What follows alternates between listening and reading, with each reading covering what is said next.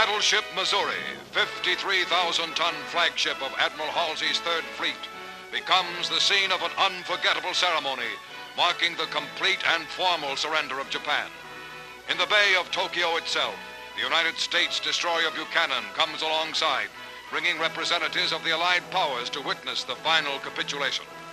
General of the Army Douglas MacArthur, Supreme Allied Commander for the occupation of Japan, boards the Missouri. Fleet Admiral Nimitz, Pacific Fleet Commander, and Admiral Halsey welcome MacArthur and his Chief of Staff, General Sutherland, aboard.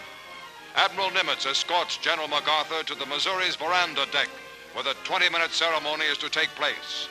It is Sunday, September 2nd, 1945.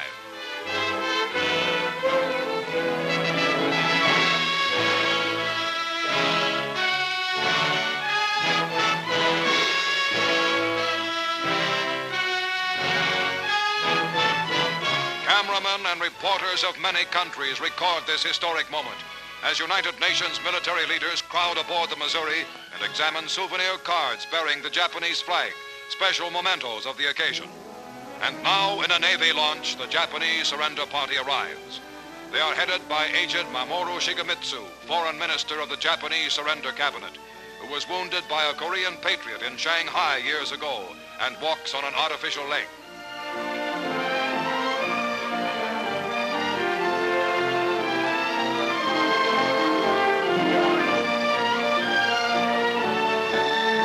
The Japanese delegation lines up on the opposite side of the surrender table from the Allies. A war which had entered its 8th terrible year in China, which had raged for 3 years and 9 months for America and Britain, which was the brutal, costly eastern half of the most horrible worldwide war in human history, is now within minutes of ending for good. General MacArthur speaks.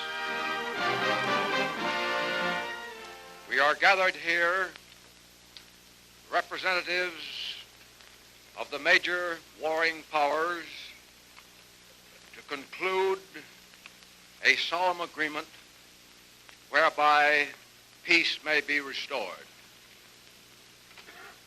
The issues involving divergent ideals and ideologies have been determined on the battlefields of the world, and hence are not for our discussion or debate. The terms and conditions upon which surrender of the Japanese imperial forces is here to be given and accepted are contained in the instrument of surrender now before you.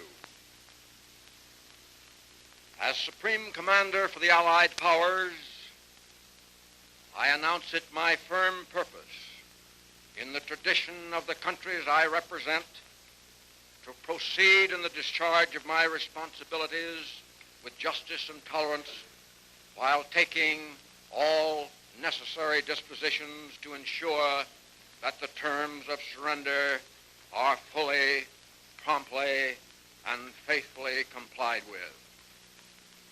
I now invite the representatives of the Emperor of Japan and the Japanese government and the Japanese Imperial General Headquarters to sign the instrument of surrender at the places indicated.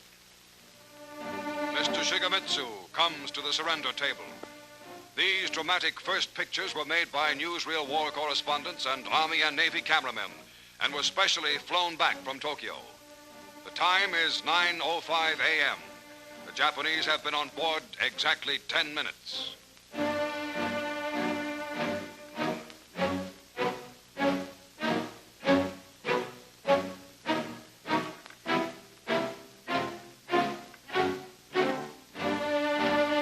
General Yoshijiro Umetsu of the Imperial General Staff signs for the Japanese Army. The surrender documents by which Japan agrees to lay down arms completely and to obey all Allied orders issued by General MacArthur were printed by the Army on rare parchment found in a basement in ravaged Manila.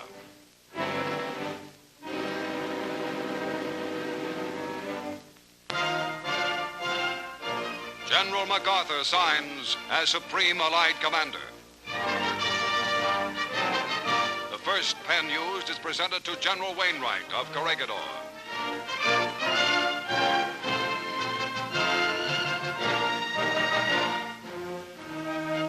The second pen to British General Percival, commander at the surrender of Singapore. MacArthur uses 6 pens in all, affixing what will be the most important signature in Japan to the document that ends permanently that nation's regime of terror and aggression.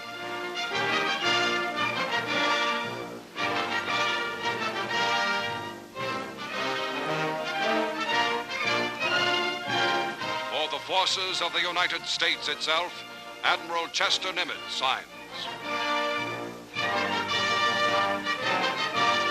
Behind Nimitz are the Third Fleet's Admiral Halsey and Admiral Sherman, famed amphibious commander.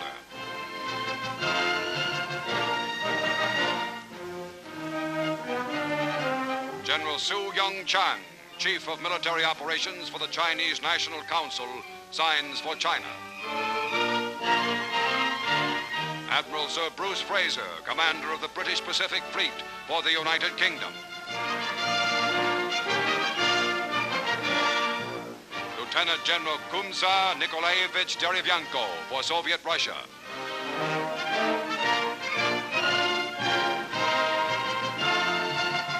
General Sir Thomas Blamey for Australia. Colonel Lawrence Moore Cosgrave for Canada. General Jacques Leclerc, hero of Africa and Paris, for France.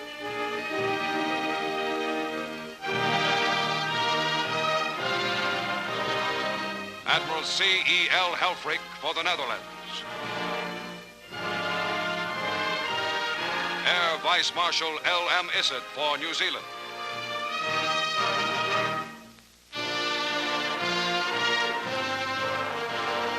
Concluding the brief history-making ceremony, General MacArthur expresses a wish. Let us pray that peace be now restored to the world and that God will preserve it always. These proceedings are closed. Swarms of United States aircraft fly in formation overhead as the ceremony ends. The final United Nations victory has been won. The war is over. Peace is here.